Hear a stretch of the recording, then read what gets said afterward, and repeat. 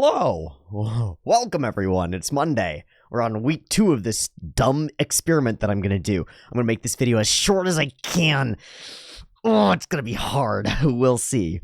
I've got a few things to talk about. One of them is the poll, and we're gonna talk about poll results, because I put up a movie poll, and then I kind of forgot about it, and I'm sorry. I put up a poll for Mondays, because I had this idea that was we should investigate films more seriously, because films are like ultra denser, more expensive anime, and so if I'm looking for information, maybe I won't find all of it in the longer form episodic content, and maybe I need to look at film, and maybe we'll get something cool out of that. So I took a bunch of the films that I thought might be cool, and I put them on a poll, and I put them out there, and I was like, do the thing, vote people, go. And the results are totally not what I expected, which is nuts. It's nuts. So here are the results. Here are all the graphs. I put way too many things on this poll, and so they're weird. These are weird graphs. And here are the numbers. Bam! Pow! They're weird. Oh yeah, and I said in the last video that I was going to make a list of the things that I want to get over, and I've got a list, and I've got 3 primary bullet points, and we're going to do them. It's going to be fine. It's going to be great. This is the poll numbers. What the fuck happened? I don't know. I don't know. And I gotta go through all the responses. Because there are responses that come through and they tell me what they mean and why, right? And why they voted the way that they voted. And there are also people recommending other movies. And that's pretty interesting. People are like, reviews sweep, and it didn't. Which is weird. I fully thought, I was absolutely 100% certain 100% certain, based on the way that people were talking in the comments, I was 100% certain that Review Starlight the movie was going to win this poll, and it didn't. It did okay, but it didn't win. And the 3 things that stand out way beyond everything else in terms of things that won the poll are not what I would have expected, and it's really cool. The 3 things that have over 200 positive votes compared to most things either being negative or in the tens place. And then these 3 things have 200 positive votes. People care about these pieces of media, and they are, in order, by just a few. So these things are nearly as important that we get to each of these, and we're going to get to each of these, because that's cool.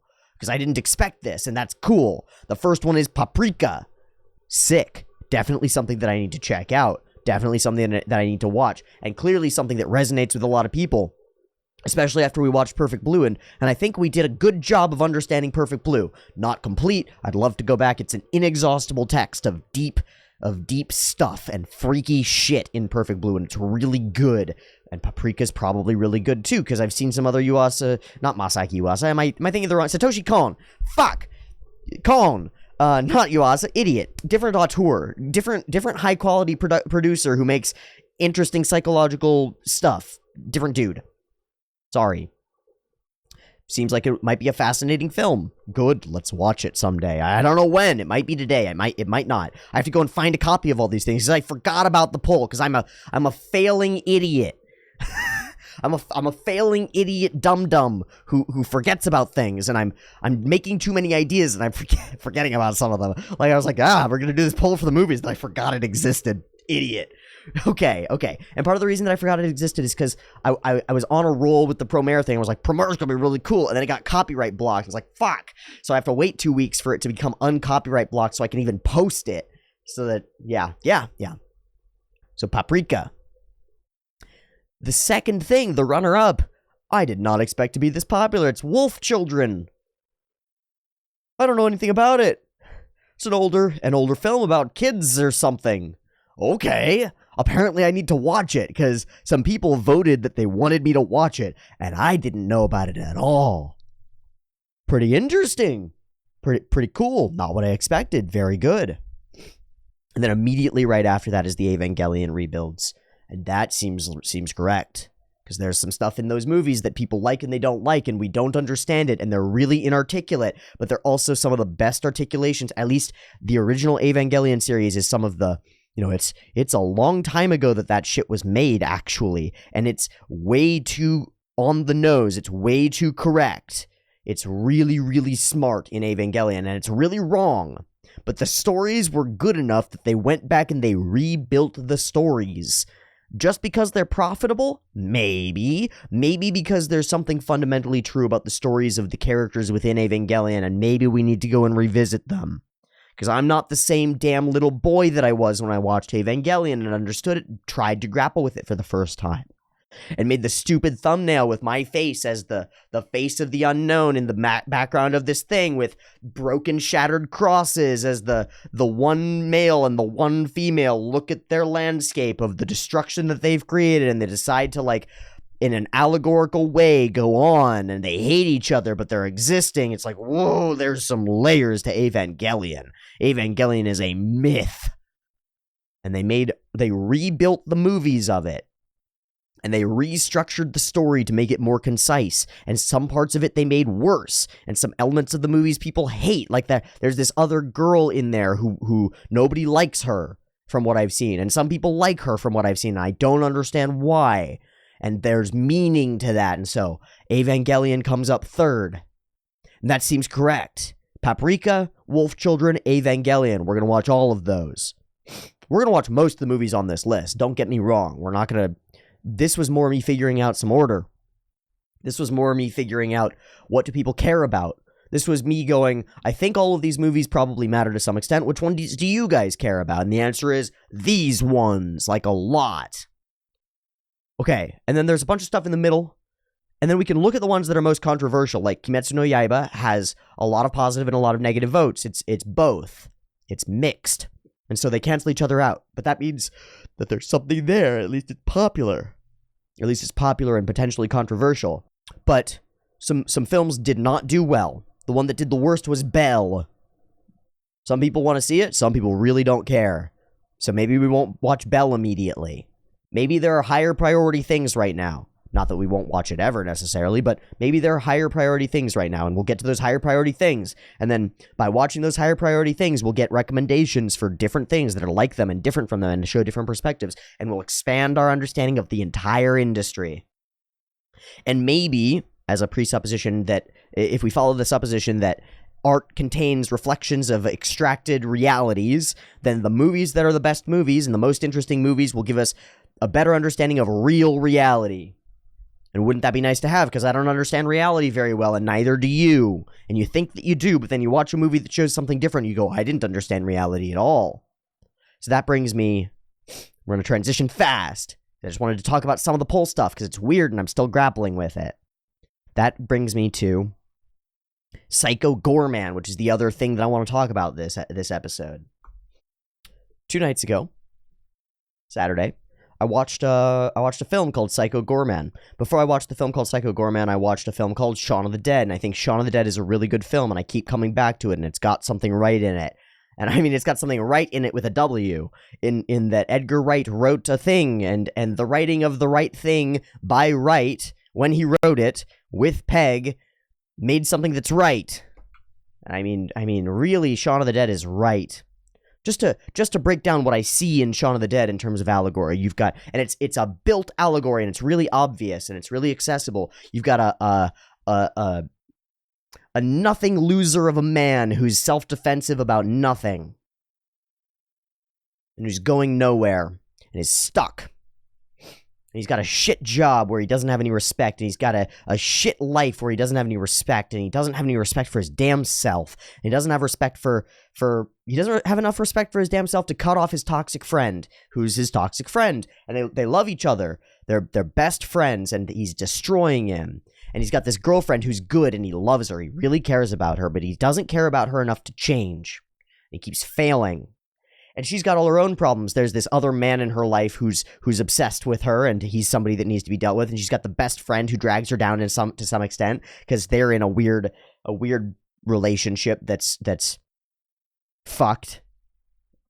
And you've got the mother character, and the mother is all innocence. And then you've got the stepfather character, and the stepfather is the father who's not your father. And he hates his stepfather, and his stepfather is trying to give him responsibility, and he can't get it because his stepfather doesn't know how to give it to him because he's not really a dad.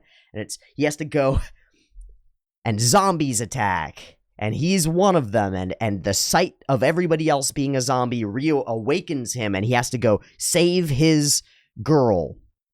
And at one point, he comes to a breaking point, and his girlfriend breaks up with him, and his whole life explodes, and Shaun is just weeping, and he's distraught, and he's destroyed, and his best friend tries to help him and does the good friend thing, but he's trying to keep him where he is. He's trying to say, don't change. And Shaun stumbles into his fucking kitchen, he takes a marker, and he scribbles on his fridge a little list of the stupid idiot first things that he has to do.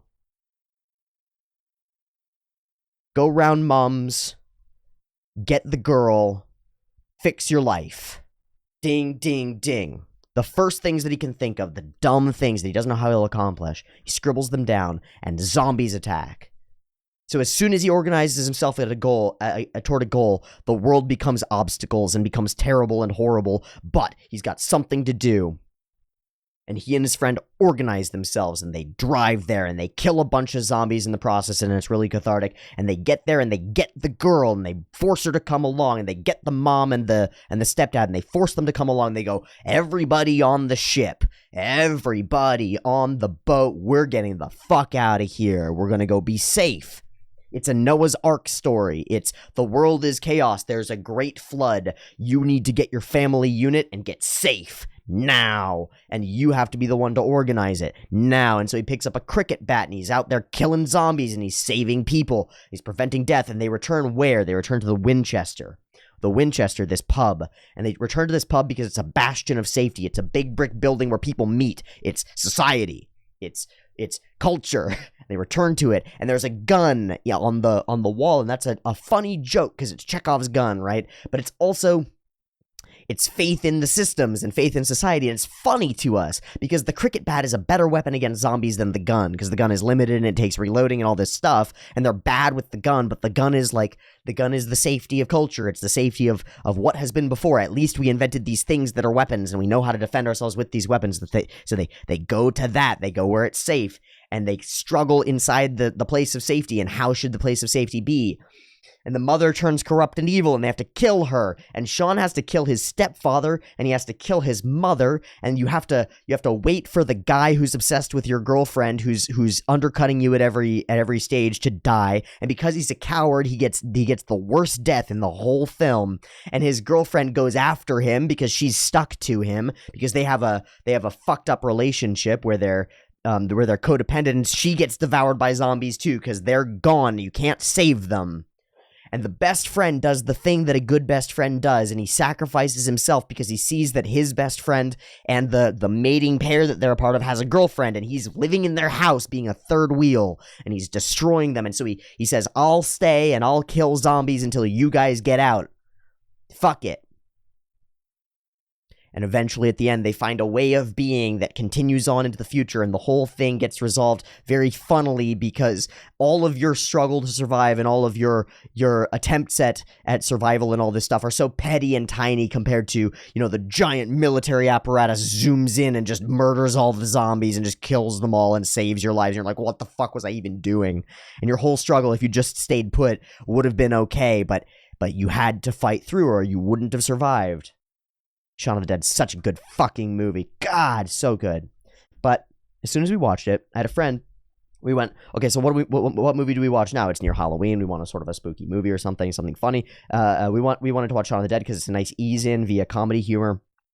And my friend, who I trust the opinion of for the most part, goes, Psycho Goreman. And I go, oh God. And he goes, Psycho Goreman, watch it, please. And my other friend goes, yeah, that was pretty cool. It was an interesting film. We could watch that. And I go, no. So I look it up, and it's like a 6.2 on IMDb, and I'm like, no. I know what this is gonna be. It's gonna be schlocky garbage that aims at something useful, but it's dumb. It's not gonna be worth watching. And they went, no, please, trust me. And I went, fine, sorry, you're right. I need to be better at being open to things like this. Like, I've got some systems in place to protect myself against mediocrity in media, because I only have so much time to waste watching shows, and I'd really like to watch either the best things or the worst things, because the things at the extremes sort of give me the best density of information. The things that are really good, I can look at every scene and be like, wow, that's really good, things to learn from this. And the things that are really bad, I can look at them and go, wow, that's really bad, I can learn all the things not to do from this. That's good, that's useful. And Psycho Goreman, I thought, would be in the middle. I was dead fucking wrong in every way about what that film was. Because we started watching it, and within 5 minutes, I was like, shite. God fucking damn it. My stupid idiot opinion about this thing that I formed just from the title and the cover and a couple of reviews is totally wrong. Completely incorrect. I judged the book by its cover, and the book is interesting, because Psycho Goreman is an interesting movie. It's a stupid movie.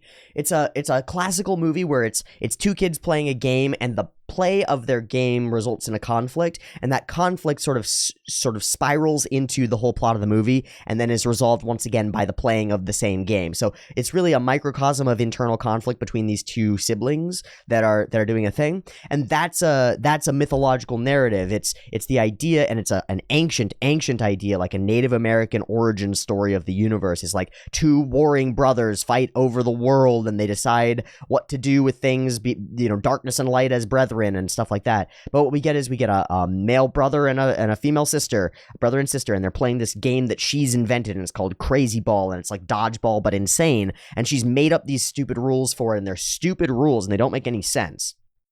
But they make sense to the two of them, and they play this stupid game of Crazy Ball, and they decide that one of them is going to have to dig up a hole and get buried alive. So they do the Crazy Ball, and they one of them loses, and the older brother loses, and the little girl goes, haha, I'm the Crazy Ball champion of the universe. I get to decide what to do. Now dig. And he digs, and they dig up this like, whoa, spooky underground thing that's really cool. And it's this like orb of power, and it's got buttons around it, like a Stargate buttons, and she goes beep-a-deep-a-deep-a-doop-a-dee, eeny, meeny, miny, mo, and just by random pushes some buttons, and the buttons unlock the thing, because it's a magical allegory for she's the person who has the magic words that unlock Pandora's box accidentally, and they let the thing free, but that also means that she's the one with the power, because she's the one that knows how to speak these words, or knows how to input the code, even though she doesn't know how she knows what she knows. She just has this ability, and she's youth, and she's Zoomers is what she is in terms of allegory, but she's also the youngest child in the family, and she's also the younger sister, and she's a little crazy, and the older brother is often looking at her like, you're a little crazy, but I'll go along with your crazy ideas. And that's kind of the way that a lot of people feel about our society at large, is like, man, these crazy youths are taking over, and I don't know if we should give them the power to take over. And the whole movie is an allegory about giving her the power and like letting her have it. It's like, okay, there's an allegory there, but they get this orb, and then appearing to them is Psycho Goreman, who appears in a giant warehouse and is like, I'm Psycho Goreman, and he's murdered some people, and he's put up their bodies in horrifying displays of agony and torture and death, and he's like, I am the evil, he's not I am Psycho Goreman, he's the nameless evil, because he has no name. I'm the nameless evil, and I destroy things, and I've been, for 10,000 years, I've scoured the galaxy looking for humanoid life and destroying it as painfully as I can. He points over at a guy who's, like, locked into place dead, and his eyes are rolling in his head. He's going, this is my masterpiece of horrible evil. He will experience death and decay and chaos for his entire life, for all eternity. And the little brother bumps into it, and it knocks the guy over, and he shatters. He's like, no, my masterpiece, what are you doing? And so we get this comic, awful, evil character who really wants to destroy everything, but it turns out that the gem is control over him. So he's evil and destruction, and the little girl has the power, has the gem, and she speaks words, and when she speaks words correctly, the monster must listen. And so she's an archetype. She's the child who speaks magic words, which is archetypal. And she's a second archetype, which is the little girl with the scary monster, which is archetypal, because little girls are scary monsters, actually. It's not that they just have and can compel them, but it's that too, because little girls have scary monsters, and we call them big brothers and fathers. And when a little girl goes and they say something to their father, they can organize their father into a way that murders people if they want to. A little girl can turn her father into Psycho Goreman like that. Like that. Little girl comes to her father, and she says, the teacher touched me. Dead teacher.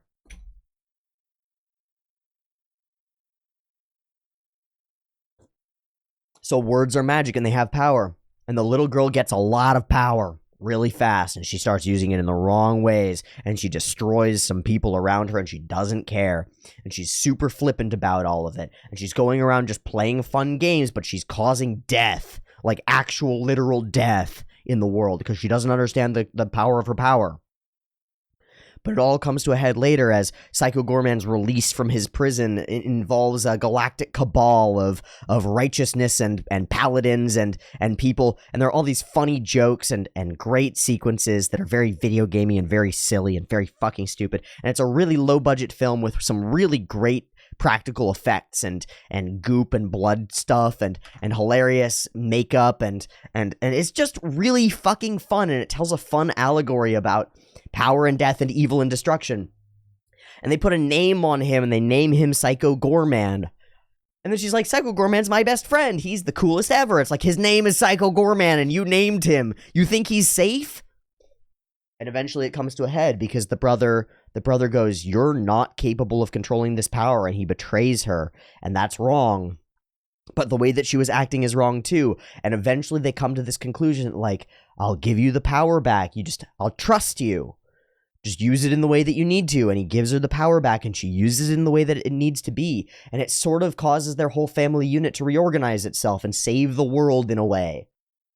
And destroy some of the true elements of evil and allow Psycho Goreman to go on a quest into the future. And he's like, I will go and create death and destruction for the true power of the universe, which is love. And they're like, cool, you go, Psycho Goreman. And they let him go through a portal. And you see him just picking people up and exploding them and throwing cars. He's like, haha, for love. Indeed. It's like, oh my God. Oh boy. Oh no, what have we done? But what they've done is made a damn good film. So go watch Psycho Goreman if you have an option and an opportunity to, because I judged it as not being a good film on the cover, and I was wrong. I was wrong. And isn't that correct? And it was a great revelation for me because I'm an arrogant prick who thought I knew better than the filmmaker, and I thought to some extent I knew better than my friend. So my systems of evaluation are incorrect. My systems of evaluating other pieces of media, well, they're good and they're very useful, actually. They are correct and they're very useful, but they're not complete. And so I have to have people around me that I trust. And those people, when they recommend me something that I wouldn't watch otherwise, I have to listen to them. And I have to be interested in that. And I have to open up the possibility. I have to put shows on polls that I don't think I want to watch. But I'm willing to sublimate my desire to not watch them, and if a bunch of people are like, no, you need to see this. So I look at the poll list, and within 30 votes of each other or so are Paprika and Wolf Children and the Ava rebuilds, and I don't know which one to do first. I suppose Paprika, because it got the most votes. But maybe I should do a secondary poll where I just put those three up. And then maybe I should grab the next three and do a poll between them, and then the next three and do a poll between them, and figure out sort of a micro hierarchy within hierarchy. Or divide these movies into what I think they represent, you know? I don't know. It's just interesting. And that's the wonderful thing, is that I went to the collective, and the collective is like all the people on my channel and on the Patreon who care. And I know that they care because they gave me at least $1. And that's why I make you give me $1. It's partly so that I can live, but it's also so that I know that you care, at least a little bit. And so if you care a little bit, you'll care about what you vote on, and you might watch it, and you might care whether one thing wins or another thing wins. And so I put all these things on a poll, and the people that care, they voted on the things. And so it behooves me to listen to them, and I'll listen to them, and it's Paprika, and then it's Wolf Children, and then it's the Ava rebuilds, and I think that's what we're gonna do. I think that's what would be good on this slot. If anybody has any suggestions, I'll listen to them. If anybody has any criticisms, please write them in a way that you would like to be criticized. When you have something that you're doing that's wrong and it needs to be criticized, there's a way to criticize, and it's something like, I have this thing, please, let's talk. This is important to me. You're doing something. I keep seeing you do it. When you do it, it makes me feel this way. Or when you don't do it, it makes me feel this way. Would you consider changing it to something like this? And if you write out your criticisms in that way, I promise I will evaluate them as best I can. Today, I premiered the Daily Brew episode 7. I think it went really well. And I don't know, but let me know if you liked it, and maybe I'll premiere those videos in the future. I don't know. I don't know how to do this. I'm just fucking around. I'm an idiot. We're gonna end there. Bam, bam, bam. Promare, the poll, Psycho Goreman, that's all I want to talk about. Happy Daily Brew, happy Monday. Get your shit together. Get going. Go to the gym. Drink some tea. Give somebody you care about a long-lasting hug, like 15 seconds plus. Get some oxytocin in your life. Do a push-up, one of them. Read a page of a book, one. One page, one push-up, one squat, one step, one stumbling step forward in the right direction, and then you can fuck off all day and do whatever the hell you want and take drugs and jerk off. I don't give a shit, but do one push-up and read one page of a book and do one thing that's good for yourself, and then you can do whatever the fuck you want. Do one thing today, and then tell me what it is. Okay, how about that? Come into my comments right now if you got to this point in the video. Right now, tell me what one tiny thing you're going to do today, and then go and do it, and then come back and say, I did it. And what you'll get from me is, yeah, man, do it. Sick. Thanks for watching. I love you all, you fucking assholes, you weeby dummies. I love you all. Thanks for watching. See you tomorrow. Tomorrow's Tuesday. Peace. And I mean it.